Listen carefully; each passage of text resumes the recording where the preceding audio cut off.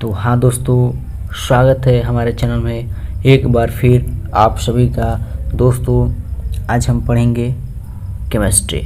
ठीक है, केमिस्ट्री में क्या टॉपिक है? एक तो मोललता है, इनके बारे में हम पढ़ेंगे आज। ठीक है, तो ये सेकेंड चैप्टर आता है। ठीक है, 12th क्लास का केमिस्ट्री का सेकेंड चैप्टर है। तो फर्स्ट हमारा टॉपिक है मोलरता। ठीक है, इसको बड़ा एम से दर्शाते हैं, कैपिटल एम से दर्शाते हैं। मोलारिटीज़ का इंग्लिश होता है। ओके, ठीक है।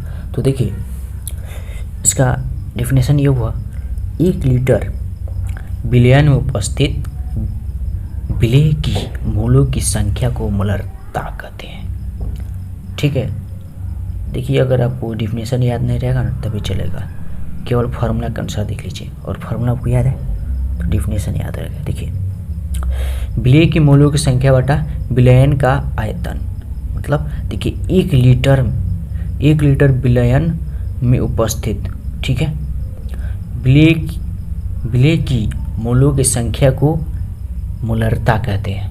ठीक है, अब देखिए इसका मात्रक क्या होगा? इसका मात्रक देखिए क्या है, मात्रक।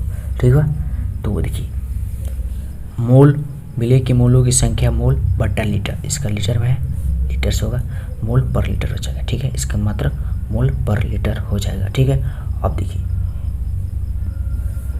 इसमें एक नोट भी है, देखिए मोलरता पर तापमान का प्रभाव पड़ता है। ठीक है, मोलरता पर तापमान का प्रभाव पड़ता है। ठीक है, याद कर लीजिएगा। देखिए क्योंकि लीटर आयतन है तो उस पर ताप का प्रभाव जरूर पड़ेगा। जैसे कि मान चलिए आप खाना वाना बनाते हैं, जैसे पानी है वो उसमें आयतन होता है तो उस पर ताप का प्रभाव पड़ता है कि नहीं? ज़्यादा गर्म करेंगे तो आग बन के उड़ जाएगा, तो ताप का प्रभाव कहीं ना कहीं पड़ता है उस पर। तो दोस्तों आज हम अगला टॉपिक देखते हैं, मोललता को छोटा एम से दर्शाते हैं, स्मॉल एम से, और इसका इंग्लिश होता है मोलालिटी। ओके, तो इसका डिफिनेशन देखते हैं हम लोग। ठीक है, इसका डिफिनेशन है 1 केजी विलायक में उपस्थित विलेय के मोलों की संख्या को मोललता कहते हैं। 1 केजी, समझते हैं ना? 1 केजी विलायक में उपस्थित मोलों की संख्या को मोललता कहते हैं। तो m बराबर होगा विलेय की मोलों की संख्या बटा विलायक का द्रव्यमान, वो भी केजी में। ठीक है, देखिए इसको छोटा m से दर्शाते हैं, विलेय के मोलों की संख्या बटा विलायक का द्रव्यमान।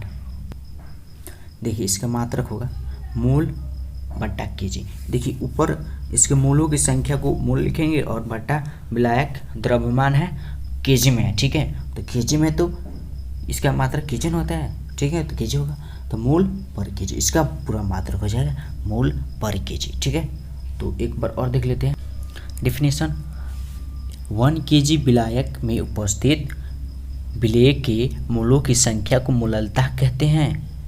समझते हैं ना? तो m बराबर विलेय की मोलों की संख्या बटा विलायक का द्रव्यमान, और वह भी केजी में। ठीक है ना? और इसमें एक बात और हम लोग नोट में लिख सकते हैं कि मोललता पर ताप का प्रभाव नहीं पड़ता है। क्यों नहीं पड़ता भाई?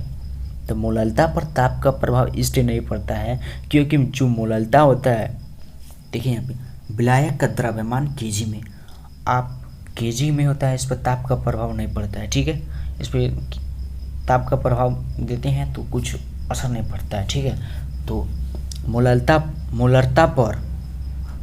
पर ताप का प्रभाव पड़ता है और मोललता पर ताप का प्रभाव नहीं पड़ता है। ठीक है, और मोललता किसे कहते हैं? 1 लीटर विलयन में उपस्थित विलेय की मोलों की संख्या को मोलरता कहते हैं। ठीक है, और इसका ऐसा ही मात्रा क्या होता है? मोल पर लीटर। ठीक है, और मोललता किसे कहते हैं? तो 1 केजी विलायक में उपस्थित विलेय की मोलों की संख्या को मोललता कहते हैं, और इसका मात्रा क्या होता है? मोल पर केजी। ठीक है, तो दोस्तों ये ध्यानपूर्वक देखिएगा क्योंकि ये एग्जाम में बहुत बड़ा है। अगर आप कोई भी क्या होता है गेस पेपर उठा कर देखिएगा, उसमें ये बहुत बार पूछा ही है। ठीक है, इसलिए मैंने सोचा कि आपको ये बता दें। ठीक है, तो धन्यवाद दोस्तों।